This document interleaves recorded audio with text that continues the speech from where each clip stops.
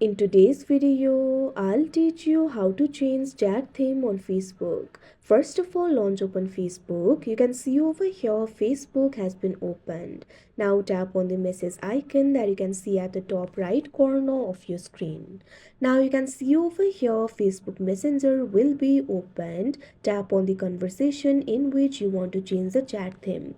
Now you can see over here that particular chat will be opened.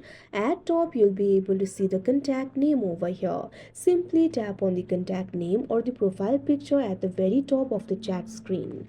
Now you can see over here you'll be able to customize the chat. You'll be able to find various options under the section for customization. Simply tap on this option theme that you can see on the screen.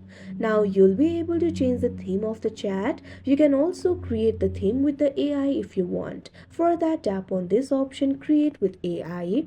Otherwise, simply tap on one of the themes that you can see right over here on your screen. Now you'll be able to preview the theme over here. Tap on this option select.